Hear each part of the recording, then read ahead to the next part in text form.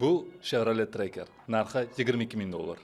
Bu esa xuddi o'sha Chevrolet Tracker, faqat Qozog'istonda. Narxi $20,000. Nimaga o'zimizning O'zbekistonda ishlab chiqarilgan avtomobilimizni shuncha ming kilometr bosib o'tib, davlatimizdan chiqib ketib, Qozog'istonga borib, o'sha narxi oshib ketishini o'rniga narxi arzonlashyapti. Va bunaqa misollarning soni bitta emas, bir nechta. Nafaqat O'zbekistonda ishlab chiqarilgan avtomobillar, balki dunyodagi barcha avtomobillar bizning qo'shni davlatlarimizda narxi ancha arzonroqdek go'yo. Nega bizda bojxona narxlari unaqa baland? O'zi shu rastamoshka ulgur bizga nimaga kerak? O'sha rastamoshkalardan yig'ilgan barcha pullarni hammasi o'sha bizning amaldorlarimizning cho'ntagiga ketishi rostmi? Biz ham shu oq odamlarga o'xshab BMW, Mercedes, Porsche mashinalarida yurishni xohlaymiz, lekin afsuski kunimizda mana shu sifatsiz, qimmat, eski avtomobillarga qolgan yoki yo'q. Juda ham ko'p odamlardan eshitganman, agarda shu O'zbekiston bozori ochilsa, shu rastamoshka ulgur hammasi ochib yuborilsa, yo'qolib ketsa, bizning davlatimiz gullab yashnab ketadi. Hammamiz baxtli bo'lamiz. O'sha Chevrolet ulgur monopolist o'lib ketadi degan gaplarni juda ham ko'p eshitganman. Siz ham ko'p eshitgan bo'lsangiz kerak. Balki o'zingiz ham gapirsangiz kerak shunaqa gaplarni. Bu gaplar qanchalik to'g'ri? Hamma intiladigan o'sha Amerika, Yevropalarda o'sha avtomobillarning narxlari nech pul? Bizdan ancha qimmatroqmi? Ularda o'sha rastamoshka narxlari nech pul? Ulardagi chiqayotgan mashinalarning sifati bizning mashinalarimizga qaraganda yaxshiroqmi yoki yo'q? Xitoy rostdan ham avtomobillar borasida dunyodagi eng yetakchi davlatlardan bittasiga kiradimi? Bugun hammasini bilib olamiz.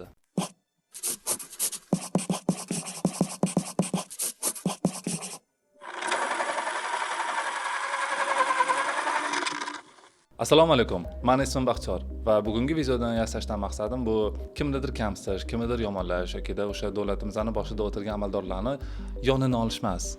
Balki men o'sha o'zim bilgan ma'lumotlarni sizlarga to'g'ri va aniq isbotlari bilan yetkazib berish va o'sha O'zbekiston bozorida, avtomobil bozorida, iqtisodiyot, o'sha bozor o'zi qanaqa ishlashini sizlarga oson, o'sha yengil ko'rinishda sizlarga yetkazib berishdir. Va men qanaqadir gaplarni sizlarga gapirishimdan oldin, men bu mavzuni juda ham ko'p o'rganaman va professional mutaxassislar bilan maslahatlashaman. Agarda sizlar meni gaplarimda, qanaqadir gapirgan ma'lumotlarimda qanaqadir xatolar topgan bo'lsanglar, iltimos chiroyli xulq bilan kommentariyada o'sha xatoyimni ko'rsatib o'tib keting. Men shunchaki sizlar uchun harakat qilaman. Vaalaykum assalom. Anchadan beri yuvib kutuvding, ha? Endi bitta nozik temani olib chiqibsan-da. Duxing vagonmi? Yo'kida kimdir bir qopni tashlab ketdimi, ha, brat? Tur, между собой. Tur. Aytgancha, videoni boshlashdan oldin. Bugungi videoning homiysi bu hech kim. Hech kim menga o'sha videolarimni olishim uchun menga bir so'm ham pul bermaydi. Hamma mana shu videolarni, mana shu shuncha mehnatlarni men o'zimni yonimdan pul ishlatib, tekinga faqatgina sizlar uchun harakat qilib videolarni olaman. Sizlardan esa evaziga so'raydigan yagona narsam bu like bosish, komment yozish, agarda videom yoqqan bo'lsa o'sha kanalimga obuna bo'lib qo'yish. Balki siz kelajakda menda o'sha homiy paydo bo'lishiga aynan siz sababchi bo'lishingiz ham mumkin. Oldindan rahmat. Boshladik. Videoni hammaga tanish monopoliya so'zidan boshlaymiz. Monopoliya o'zi nima degani? Monopoliya bu bozorda bitta kompaniya yoki shaxs tovar yoki xizmatni yagona yetkazib beruvchi bo'lib, raqobat umuman mavjud bo'lmagan holda monopoliya deb aytiladi. Misol uchun O'zbekistondagi haqiqiy monopolist bu Uztelecom. O'sha Beeline, Ucell va boshqa korxonalar hammasi faqat Uztelecom orqali ishlaydi. Xo'p, Chevroletchi. U ham xuddi shunaqa-yu? Yo'q, Chevrolet monopolist emas. Oldin qachonlardir ushsa monopoliya bo'lgan Chevrolet, lekin hozir emas. Hozir O'zbekistonda avtomobil ishlab chiqaradigan korxonalar juda ham ko'p. Ulardan misol shu Chevroletdan boshqa misollar bu Kia, Chery, Haval, Chang'an, BYD, yaqinda Jag avtomotor sochildi va shunga o'xshagan zavodlar juda ham ko'p. Va ular o'sha hozir sanab o'tgan kompaniyalarimni barchasi nafaqat o'sha 4 ta dona ballon taqilib shaharga yurib ketadi degani emas, balki o'sha BYD Champion, BYD Chazor, Kia Sonet va shunga o'xshagan yana bir nechta avtomobillar to'liq shu O'zbekistonning ichida o'sha metallari, kuzovlari quyilib, motorlari ham narsasi qo'yilib, o'sha bir bo'lak metalda avtomobil ko'rinishigacha kelguncha O'zbekistonda ishlab chiqariladi.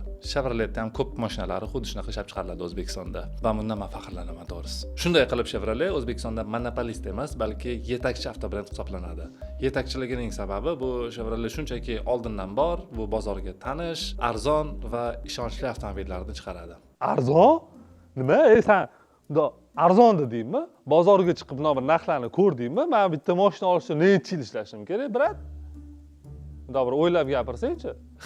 Arzon, lekin bu arzonligini biz hissiyotlar bilan emas, balki sonlar bilan hisob kitob qilib taqqoslab isbotlaymiz. Taqqoslashimiz haqqoniy bo'lishi uchun biz Tojikiston bozorini olib qaraymiz. Nega aynan Tojikiston bozorligi? Chunki u yerda ham avtobrendlar teng sharoitda. Tojikistonda Chevrolet Malibu Premier'larning narxi taxminan 28-30 ming dollar. Toyota Camry 31 ming dollar. Kia K5 35 ming dollar. Hyundai Sonata esa 43 ming dollar atrofida. Agarda sal arzonroq mashinalarni ko'rsatgan desangiz, Hyundai Accent 18 ming dollar, Toyota Corolla 14 ming dollar, Chevrolet Onix 14 ming dollar, Toyota Yaris 15 ming dollar, Kia Rio 15 ming dollar. Ko'rib turibsiz, Chevrolet narxlari ko'p hollarda arzonroq. Nega aynan Tojikiston bozorini olib solishtirding degan savolga javob quyidagicha. Tojikistonda Chevrolet avtobrendi ham rasman taqdim qilinmagan boshqa avtobrendlar kabi. Tojikistonga barcha avtobrendlar chet eldan olib kelinadi va deyarli teng sharoitda sotiladi. Undan tashqari, Tojikistonda ham o'zining mahalliy avtobrendi yo'q. Aytmoqchi, mahalliy avtobrendga keladigan bo'lsak, bu Lamborghini Aventador, Italiyaning avtomobili. Bu esa BMW M5, Germaniyaning avtomobili. Toyota Camry, Yaponiyaning avtomobili. Lada Vesta, Rossiyaning avtomobili.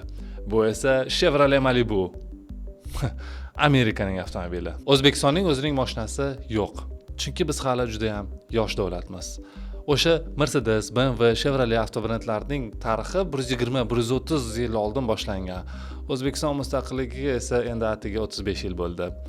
Lekin shunchalik yosh davlat bo'lishimizga qaramasdan biz avtomobil sohasida juda ham yuqori, juda ham katta yutuqlarga erishganmiz. Lekin ammo hozircha o'zimizni o'ylab topgan avtomobilimiz hozircha yo'q. Bu barcha Kia, Chevrolet, Chery, Haval, barcha o'sha O'zbekistonning ichidagi zavodlar esa shunchaki bizani O'zbekiston ichida zavod qurgan, avtomobillarni sotadi va undan qolgan deyarli barcha sof foydani o'z davlatiga olib chiqib ketadi. Ya'ni u brendlarga farqi yo'q. U zavod O'zbekistonda turibdimi, Qozog'istonda turibdimi yoki umuman Marsdami. Ularga eng muhimi o'sha avtomobillari ular qo'ygan talab bo'yicha, ular o'ylab topgan texnologiyalar bo'yicha chiqsa bas. Biz o'z boshimchalik bilan o'sha mashinani qatanadir yaxshiroq, qatanadir yomonroq qilib chiqarib yubora olmaymiz. Biz faqatgina o'sha bosh brend tomonidan berilgan talablar bo'yicha mashinani chiqarishimiz mumkin, xolos. Nomiga o'zgartirish mumkin, qachon? U ham faqatgina zavod hali yo'q. Endi kelishuv ishlari ketyapti. Endi mana shu O'zbekistonda zavod qurilmoqchi. Shu paytida biz qanaqadir kelishuv qilishimiz mumkin. O'zbekistonning iqlimini, O'zbekistonning aholisini va o'sha har xil narsalarni inobatga olgan holda qaysidir texnologiyalari O'zbekistonga kerak, qaysidir texnologiyalari O'zbekistonga kerak emas. O'sha joylarni olib konfigurator sifatida yig'ib O'zbekistonda ishlab chiqarishimiz mumkin. Lekin zavod qurilib bo'lgandan keyin o'z boshimchalik bilan qatanadir o'zgartira olmaymiz umuman. Shuning uchun agarda o'sha O'zbekistonda ishlab chiqarilgan avtomobillarni siz ko'rib, minib, haydab ko'rganingizdan keyin mashinani yaxshiroq qilib chiqarsa bo'lardi-yu, mana bunga mana bunaqa narsa qo'shib yuborsa bo'lardi-yu, anti 200 dollarga mana bunaqa ekran qo'yib chiqarsa bo'lardi-yu degan fikr kelsa, bunda O'zbekistonning aybi yo'q. Biz faqatgina o'sha qo'yilgan talablar bo'yicha ishlab chiqarishimiz shart. Biz hech balo qila olmaymiz. Shunaqa. Undan tashqari o'sha qaysidir mashinaga yaxshiroq motor yoki yaxshiroq korobka yoki yaxshiroq o'sha multimedia qo'yishi iloji yo'qligining sababi bu platforma. Platforma bu xuddi bir odamdagi o'sha skelet kabi narsadir. Platforma agarda eski bo'lsa, unga yangi texnologiyalar shunchaki tushmaydi. U shunchaki mashinaga qabul qila olmaydi. Men buni juda ham sodda til bilan tushuntirishga harakat qilyapman. Kommentariyada, bu hech balon tushunmas ekan, mashinani M harfiga ham tushunmas ekan degan gaplar bo'lishi mumkin. Men shunchaki oson va sodda qilib tushuntirishga harakat qilyapman. Gapimizga qaytadigan bo'lsak, o'sha platforma bu xuddi bir skelet kabi. Unga xohlagan motorimizni yoki o'sha eski Nexus 2 legenda mashinamizni olib, uni ichiga V8 motori qo'yib qo'yib, yoki Tahoe yoki Malibu 2 motorini qo'yib, takoy varatata qilib yura olmaymiz. Чертолет, ёбаный урод. Bu xuddi bir 85 yoshli cholni olib, menga mana shu cholni basharasi yoqmayapti. Shu basharasini olib tashlab, bitta Cristiano Ronaldoning basharasini qo'yib qo'yaylik degan gap bilan solishtirsak bo'ladi. Shunchaki buni iloji yo'q. Undan ko'ra bitta yangi odam tug'ib olgan yaxshi. Xuddi shunaqa avtobrendlar undan ko'ra yangi bitta mashina chiqarib oladi, talablarga binoan. Agarda O'zbekistondagi ishlab chiqarilgan avtomobillarning yig'ilish sifatiga baho beradigan bo'lsak, O'zbekiston dunyodagi eng zo'r va eng sifatli avtomobil yig'uvchi davlatlar qatoriga kiradi. Ha, men gapimlarimga ishonmasligingiz mumkin, men gaplarimga u tosh otishingiz mumkin va men ko'rganman, u bu deyishingiz mumkin. Lekin men isbotlari bilan keltirishga harakat qilaman. Misol qilib, ikkita bir xil mashinani olamiz. Men yoqtirmaydigan Tesla Model 3. Amerikada ham zavod bor. O'zi Tesla Amerikaning mashinasi, shu Amerikadagi zavodi bor va Xitoyda zavodi bor. Ikkalasini olib qaraydigan bo'lsak, Tesla Model 3 olamiz. Ikkalasi bir xil mashina. Materiallari, xomashyollari, ko'rinishi, talablari hamma narsasi bir xil. Lekin yig'ilish sifatiga keladigan bo'lsak, Xitoyda ishlab chiqarilgan Tesla Model 3 har doim qimmatroq va yaxshiroq baholanadi. O'sha Amerikada yig'ilgan avtomobil esa Tesla sal arzonroq hisoblanadi. Bu faqatgina Teslada. Sababi Xitoydagi yig'ilgan avtomobillari sifati yaxshiroq. Yaxshiroqligiga sababi o'tdagi Xitoydagi ishchilar sal mas'uliyatliroq. U yerdagi o'sha ish natijasiga bo'ladigan talab kuchliroq va qattiqqo'lroq bo'lishi mumkin. O'shanda sabab. Amerikaga keladigan bo'lsak, Amerikadagi o'sha Tesla zavodi Meksikada joylashgan bo'lib, o'sha o'tdagi ishchi kuchi qanaqadir mas'uliyatsizroq, o'tda yosh bola kuchini ishlatish ham juda ko'p tarqalgan, o'tdagi nazorat ham sal pastroq bo'lgani uchun Tesla mashinalarida faqatgina bu Xitoyda ishlab chiqarilgan mashinalari sal yuqoriroq baholanadi Amerikaga nisbatan. Xuddi shunaqa qilib O'zbekistonda ham, O'zbekistondagi qurilgan zavodlarda hamma zavodlar o'sha hamma sanoq narsalari yangi va O'zbekiston aholisiga keladigan bo'lsak, biz juda ham mehnatsevar va halol ishlashga o'rganib qolganmiz. Shuning uchun ham O'zbekistondagi ishlab chiqarilgan o'sha yig'ilish sifatiga keladigan bo'lsak, dunyo bo'yicha a'lo baholanadi. Men senga ishonmayman, sen hech baloni bilmas ekansan. Mana meni avtosalonda ishlaydigan o'sha sotuvchi bo'lib yoki depol ortuvchi bo'lib ishlaydigan tanishim menga aytdi, O'zbekistondagi yig'ilgan mashinalarning hammasi rasvo ekan deb aytdi. Men unga ishonaman. Sababini tushuntirmadi-yu nimaligini. Lekin men unga ko'proq ishonaman deyishingiz mumkin. Lekin maslaga o'sha O'zbekistondagi zavodlarga borib ko'rib, hattoki o'sha chet eldan kelgan professional mutaxassis odamlarning fikrlaridan eshitib bilib, hamma narsasini ko'rib sizlarga shunchaki ma'lumotni yetkazib beraman. Men o'sha professional mutaxassislarga ko'proq ishongan bo'lardim. Avtosalonda qanaqadir ishchidan ko'ra. O'zbekistonga bitta mashina olib kirmoqchi bo'lsangiz, o'sha mashinaning narxidan 5% yoki 5% dan 45% gacha bo'lgan pulni davlatga qo'shimcha to'lov qilishingizga majbur bo'lasiz.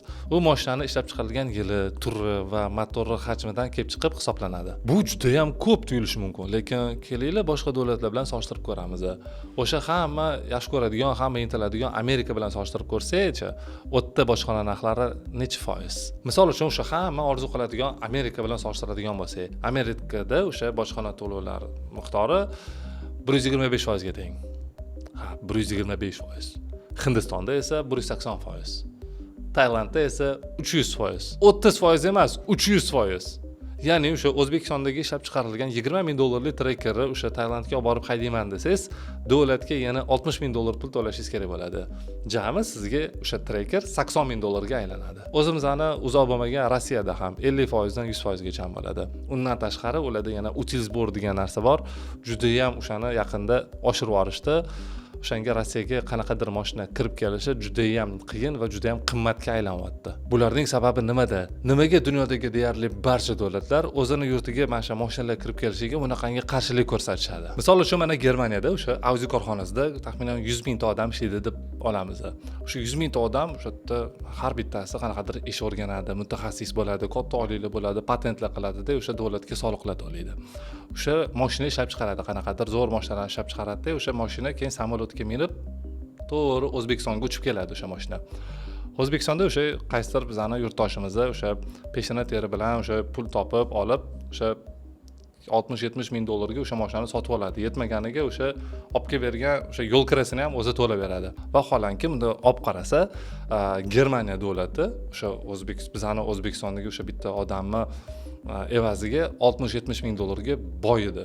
O'zbekistonda esa 60-70 ming dollarga pul kamaydi. Bunaqa odamlarning soni bitta bo'lsa-ku mayli, lekin ular mingta, 10 mingta, 100 mingtalar bo'ladigan bo'lsa, O'zbekistonning iqtisodiyoti tez orada buzilib ketadi. Shuning uchun ham aynan shunaqa joylarda har xil bojxona, o'sha rastamoshka, qanaqadir utilsbor, sertifikatsiya va shunga o'xshagan qanaqadir qarshilik yo'llari ko'rsatiladi. E'tibor bering. Bu o'sha qarshilik yo'llari bu qanaqadir O'zbekistonning ichidagi aholi, qanaqadir O'zbekistonning odami qanaqadir o'sha mashina sotib ola olmasligi uchun emas, balki o'sha boshqa chet elda ishlab chiqarilgan mashina osonlikcha O'zbekistonga kirib, O'zbekistonning aholini ichidagi pullarni bemalol olib chiqib keta olmasligi uchun qo'yilgan qarshilik bu.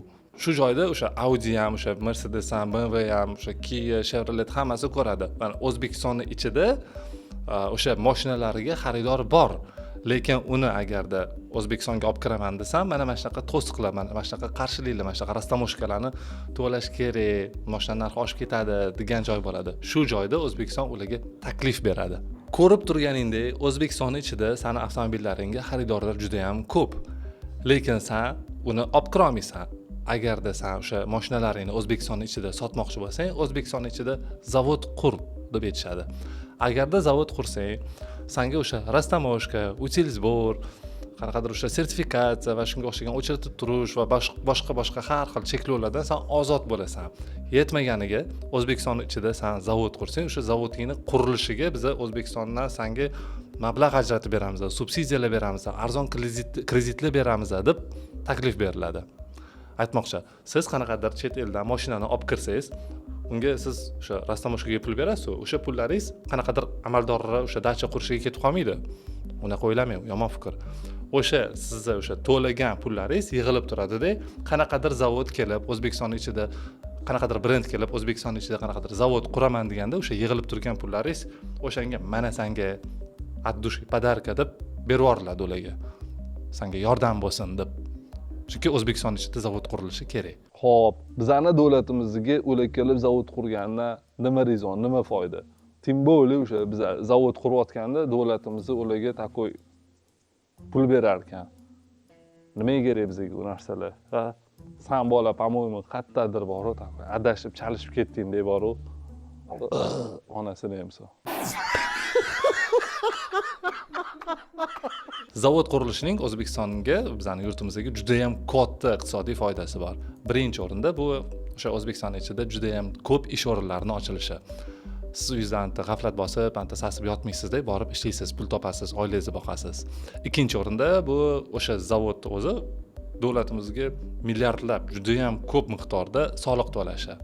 Uchinchi o'rinda o'sha zavod qurilgandan keyin uning atrofida shu zavodga xomashyolarni, mahsulotlarni yetkazib berish uchun qo'shimcha yana ko'plab zavodlar ochilishi va o'sha ko'p zavodlarning hammasi yillar davomida O'zbekistonga yanada ko'proq, juda ham ko'p, jami вообще tasavvur qilib bo'lmaydigan summalarda soliq to'lashi. Voy, nima lekin bor-ku.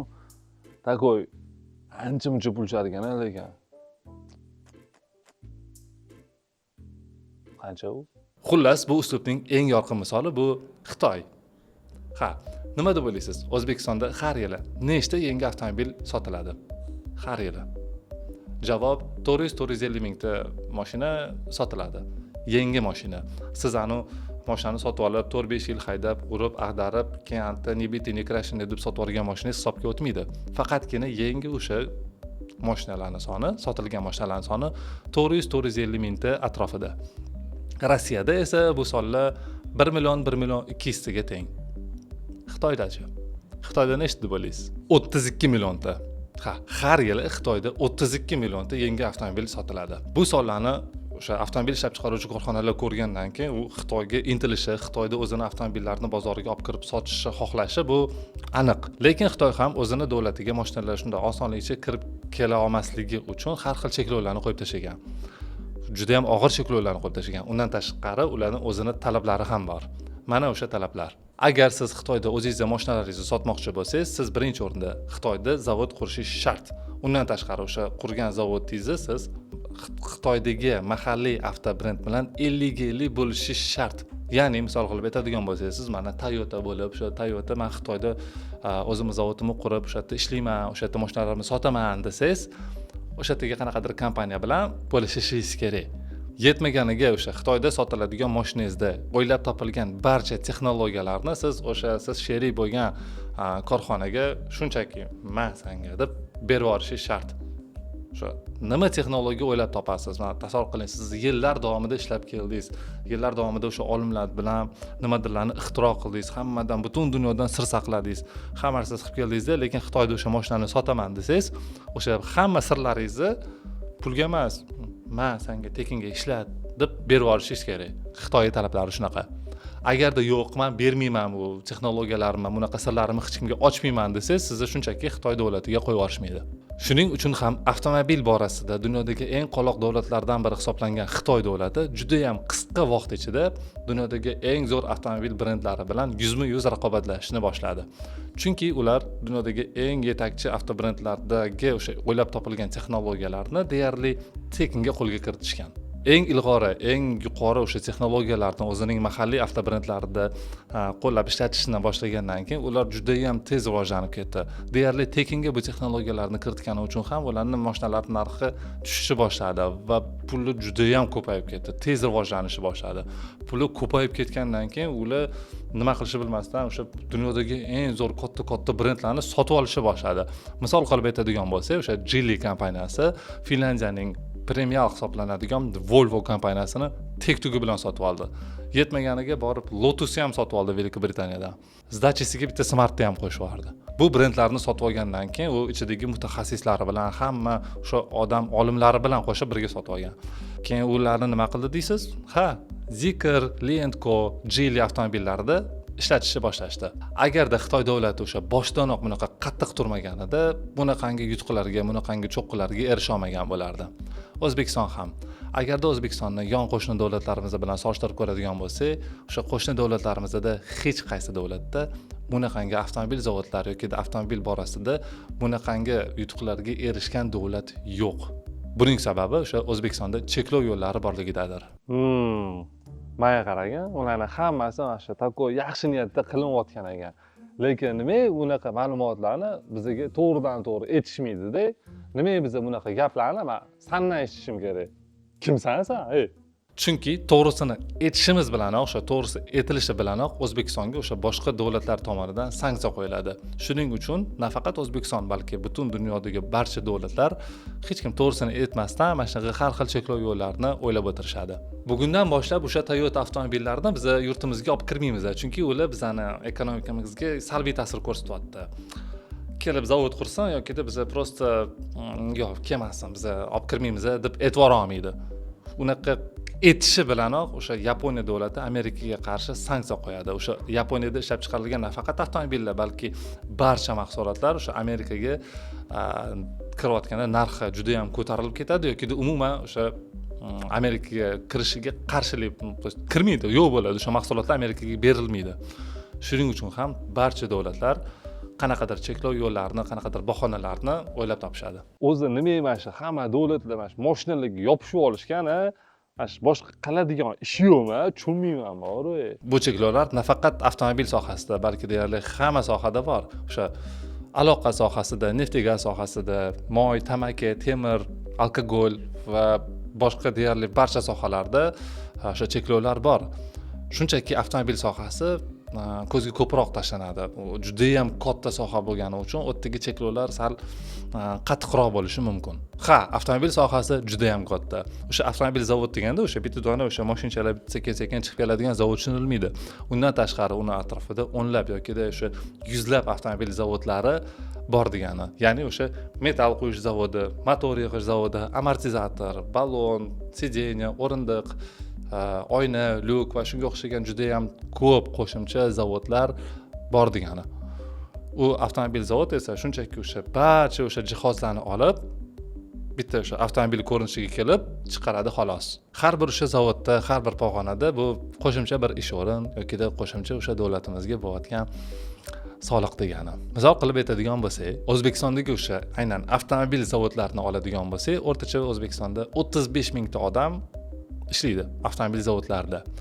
Lekin avtomobil zavod emas, avtomobil sohasini oladigan bo'lsak, o'sha avtomobil zavodidan tashqari boshqa zavodlar, diler sentrlar, qanaqadir ustaxonalar va shunga o'xshash yana ko'plab shu avtomobil sohasini umumiy oladigan bo'lsak, 200 mingdan ortiq odam ishlaydi degani.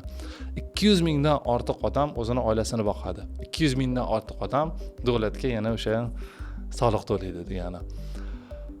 200 mingta ish o'rni. Shu qo'shnimiz Tojikistonda shularning barchasi shunchaki yo'q. Da, ularda hech balo yo'q. Vosh, Tojikistondagilar, tojiklar mendan xafa bo'lmasa bo'ldi bor. endi men ularni yomonlamayman, ularga hurmat ko'p, prost ularda mana shunaqa narsalar yo'q-da, prost faktlarni gapiryapman. Mayli. Buni ham tushundim. Lekin hali ham nimaga O'zbekistondagi chiqqan mashinamizni takoy Qozog'istonga borib narxi ustiga qo'yilishi o'rniga arzonlashib ketyapti. Shuni javobini hali ham eshitmadim. Faqat ham bir lag'monlarni osurmasdan javob berasanmi yo balla bo'lmisan? Aytasanmi yo'qmi? Sababi O'zbekistonda mashina ishlab chiqariladi. O'sha mashinani ishlab chiqarish uchun davlatga juda ham katta soliqlar to'lanadi. Undan tashqari o'sha zavodda, o'sha korxonada ishlagan odamlarga oylik to'lanadi. Oylikdan tashqari o'sha dilerskiy sentrlar ochiladi, har xil avtosalonlar ochiladi. Ularni ham hammasini o'sha avtobrendlar o'zi to'laydi. Undan tashqari shu mashina chiqarib qo'ygandan keyin uni kimgadir sotishi uchun marketing, reklamaga milliardlab juda ham ko'p pullarni ishlatishadi. Bularning hammasi ichki bozorda bo'lgandan keyin u chetdan hech qanaqa qo'shimcha pul, qo'shimcha valyuta kirmaydi degani. Aynan shu joyda o'sha qanaqadir avtobrend, men bugundan boshlab shu mashinalarimni eksport qilaman, o'sha boshqa davlatga sotmoqchiman, o'sha bozorni kengaytirmoqchiman, ko'proq mashinani sotishni xohlayman dedi-da, mashinani endi eksportga chiqaraman degan joyda O'zbekiston kelib unga "Voy malades ukam, sen mashinamizni eksportga chiqaryapsan, O'zbekistonni dunyoga taniltiryapsan. Undan tashqari O'zbekiston iqtisodiyotiga chet eldan qo'shimcha pul olib kiryapsan, bizning iqtisodiyotimizni boyityapsan. Shuning uchun senga mana naloglardan, barcha o'sha naloglardan seni ozod qilaman" deb aytiladi. Undan tashqari shunaqangi zo'r bo'lganing uchun senga mana davlat tomonidan subsidiya deb pul beriladi. O'sha vaholanki O'zbekistondan chiqib ketayotganda nalog ham bo'lmaydi, qo'shimcha pul ham berilgan. Undan tashqari o'sha chiqib ketayotgan davlatning ichida hech qanaqa ko'p chiqimlar bo'lmaydi. Shunchaki bitta ikkita maksimum distributsiya ochilishi mumkin, xolos. Vaholanki natijada avtomobilning tan narxi juda ham arzon. Ikkala davlatdan ham bir xil o'sha foyda olmoqchi bo'lsa ham, O'zbekistonning mahalliy bozor ichida mashinaning narxi sal qimmatroq, chet elda esa narxi sal arzonroq bo'lib chiqadi. Natija shunaqa. Bu boshqa davlatlarda mashinalarning narxi arzonroq bo'lib yetib borishi u davlatda bu avtomobillarimizga raqobat qilishiga ham ijobiy ta'sir qiladi. Xuddi Xitoy avtomobillari kabi. Nega men videoni boshida o'sha O'zbekiston bozorini Xitoy bozori bilan emas, balki o'sha atrofimizdagi O'zbekiston sharoitlariga yaqin bo'lgan bozorlar bilan solishtirganimning ham sababi shunda. Xitoyda deyarli 1,5 milliard aholi bor. O'zbekistonda esa 38 millionta. Xitoydagi aholi soni O'zbekistonnikiga nisbatan 39 barobar ko'proq. O'zbekistonda 400-450 mingta avtomobil sotiladi. Xitoyda esa har yili 32 millionta sotiladi. Bu 80 barobar ko'proq degani. Tasavvur qiling, Xitoy har yili deyarli O'zbekistonning aholisiga teng bo'lgan miqdorda avtomobillarni sotishadi. Shuning uchun ham Xitoyda ishlab chiqarilayotgan avtomobillarning narxi, balki nafaqat avtomobillar, balki deyarli barcha mahsulotlarning narxi O'zbekistonda ishlab chiqarilgan mahsulotlar bilan solishtirganda ularda ancha arzonroq, chunki ularda odam soni ko'proq, ularda bozor ancha kattaroq, shuncha ham arzonroq bo'ladi ularda. Shuning uchun ham O'zbekistonni Xitoy bilan solishtirish mutlaqo noto'g'ri. Agarda O'zbekistondagi narxlarni siz solishtirmoqchi bo'lsangiz, O'zbekistonga sharoitiga teng bo'lgan, O'zbekistonning iqtisodiyotiga yaqin bo'lgan davlatlar bilan solishtirish haqqoniy bo'ladi. Misol uchun Kolumbiyada Chevrolet Tracker'larning narxlari 23-24 ming dollar atrofida. Malibu'ning narxlari esa 34 ming dollar atrofida. Ekvadorda Chevrolet Malibu Premier'ning narxi 36-37 ming dollar atrofida. Peru davlatida ham avtomobillarning narxi biznikiga nisbatan yokida sal qimmatroq yokida teng. Shunaqa. Xitoyda 1,5 milliard aholi bor. U bozor boshqa. Yetmaganiga o'sha Xitoy davlati o'zining mahalliy avtobrendlariga juda ham ideal sharoitlarni yaratib bergan. Sizlarga misol, 2020-yildan oldin sizlar o'sha ko'chalarda nechta Xitoy mashinasini uchratgansiz? Aniqlik bilan javob bera olaman, 0. Yokida o'sha yiliga bitta yoki ikkita dona Xitoy mashinasini uchratib qolgan bo'lishingiz mumkin, adashib. U ham menimcha uzoqga bormagan, 1-2 yildan keyin to'kilib tushgan. Lekin 2020-yildan keyin mana hozir mana 2026-yilda shunaqa qarasangiz ham hamma yoqda Xitoy mashinasi bosib yotibdi. O'zingiz ham menimcha Xitoy mashinasida yursangiz kerak. Buni sababi nimada? Sababini o'sha sizlarga osonroq yetkazib berish uchun misollar bilan yana taqqoslab tushuntiraman. Mana butun O'zbekiston Respublikasining VVPsi 110-120 milliard dollarga teng. To есть butun O'zbekiston bor bu o'sha 120 milliard dollar. Xitoy davlati esa o'zining mahalliy avtobrendlariga mana sanga deb 250 milliard dollarni berib yuborgan, rivojlangan deb. Mana sanga ikkita O'zbekistonni berib yuborganda, qo'polroq qilib tushuntiradigan bo'lsa, ekonomistlar meni kommentariyada rosa so'kib tashlashi mumkin, juda noto'g'ri tushuntirding deb. No, taxminan shunaqa 250 milliard dollar mana sanga rivojlanib berib yuborilgan. Bunaqa ideal sharoitlarda rivojlanmasdan iloji yo'q-da. Agar bunaqa ideal sharoitlarda bunaqa katta pullar bilan rivojlana olmasa, men to'g'risi qo'rgan bo'lardim-da. Shuncha pullarni, shuncha sharoitlarni yaratilishidan, shuncha pul ajratilishidan maqsad bu o'sha Xitoy mahalliy avtobrendlari o'sha dunyodagi eng yetakchi avtobrendlari bilan yuzma-yuz raqobatla olishi uchun bo'lgan. O'tda etilgan o'sha men senga pul, bilganingni qil, rivojlan, xohlasang borib eng zo'r avtobrendlarni sotib ol degan. Kimdirlar borib rostdan ham sotib olgan. Agarda kimdirlar o'sha avtobrendlarni sotib ola olmasa, borganda o'sha avtobrendlardagi eng zo'r mutaxassislar, eng zo'r dizaynerlar, eng zo'r injenerlarni o'ziga ishga olgan. Shunaqa qilib ular rivojlanishni boshlagan. Lekin bu narsa ham cheksiz emas edi. Faqatgina 5 yil berilgan. 2025-yil oxirida o'sha Xitoy mashinalariga, avtobrendlariga pul berilish to'xtatildi. Bu degani 2026-yildan boshlab subsidiyalar hamma narsalar o'chdi degani. Lekin mana shu 5 yil oralig'ida juda ham ko'p pul yig'ib, juda ham ko'p narsalarni qilgan. Shuning uchun ham ularning mashinalari arzon bo'lgan. Misol qilib aytadigan bo'lsak, mana bitta mashina yasadi. O'sha mashinani tan narxi bir 50 ming dollar.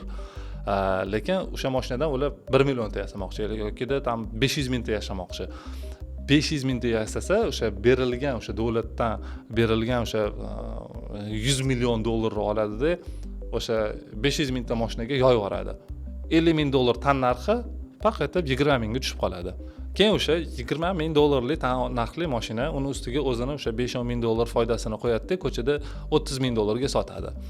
Lekin Yevropa, Amerikada bunchalik subsidiyalar bo'lmagani uchun ular o'sha 50 ming dollarga mashina yasasa, uni ustiga pul qo'yib sotishga to'g'ri keladi. Deyarli ikkita bir xil mashina, lekin uni narxi 25 ming dollar, buni narxi 55-60 ming dollar. Shuning ham hamma yoni Xitoy mashinalari bosib ketdi. Aytib o'tganimda 2026-yildan boshlab mana shu subsidiya ajratishlari to'xtatilgan. Bu degani nima? Hozir hammasi o'sha yostig'in tagiga bosib qo'ygan pullardan ishlatishyapti, bir-biri bilan raqobat qilyapti degani. Raqobat qilyapti deganimda o'sha jahon avtobrendlari bilan emas, o'sha Mercedes, BMW, Dodge yoki Chevrolet bilan raqobat qilishmayapti. Hozir Xitoy avtobrendlari mahalliy o'zini qo'shni brendlari bilan, ya'ni o'sha BYD, Chery, Haval, Nissan, Geely o'sha avtobrendlari bir-birini go'shini ish bilan ovora. Hammasi bir-biri bilan raqobat qilyapti. Bu nima degani? Bir necha yillar davomida o'sha Xitoy mashinalarining ham narxlari sekin-sekin oshib boradi degani. Xullas, Xitoy davlati shunaqangi qisqa vaqt ichida bunaqangi katta yutuqlarga erishishining sababi o'sha birinchidan o'sha Xitoy davlati unga yordam bergani, davlat tomonidan yordam berishining sababi esa o'sha Xitoyda bojxona, o'sha cheklov yo'llari ko'p bo'lgani uchun Xitoy davlati boyib ketganidandir. Shunaqa. Xullas, O'zbekiston ham shu yo'ldan ketyapti. Lekin biz hali juda ham yoshmiz. Lekin shunchalik yosh bo'lishimizga qaramasdan, bizani qo'shni davlatlarimiz bilan solishtirganda bizani O'zbekistonimizda eng kuchli avtosanoat bor. Cheklovlar esa bu shunchaki rivojlantirishni tezlashtirish uchun qilinayotgan bir vositadir. Cheklovlar bo'lmaganda O'zbekistonda zavodlar ham bo'lmasdi. O'sha biz hamma orzu qiladigan BMW, Mercedes, Porsche, Audi, Dodge va shunga o'xshash balki barcha avtobrendlar O'zbekistonga kelib o'zining zavodlarini ochishi bu shunchaki vaqt masalasi. O'zbekistonda aholining soni ko'payishi bilan, O'zbekistonning o'sha mahsulotlarni sotib olish qobiliyati kuchayishi bilanoq o'sha avtobrendlar albatta kelib o'zining mahsulotlarini bizga taklif qilishadi. Hozir esa ko'p nolimasdan, hammani ayblayvermasdan, hammani yomonlayvermasdan ko'proq ishlang, pul toping, oila quring. Aholi sonini qanaqa ko'paytirishi esa mendan ham yaxshi bilasiz. Keyingi videolarda ko'rishguncha, xayr. Assalomu alaykum. Rahmat. Lekin yana brat, o'sha har doimgidek yo paterani berib yubormang. Sizlar ham bundoq podдержка qilib komment, like, подписка tashlab qo'yinglar, bratga поддержка bo'ladida. Xayr.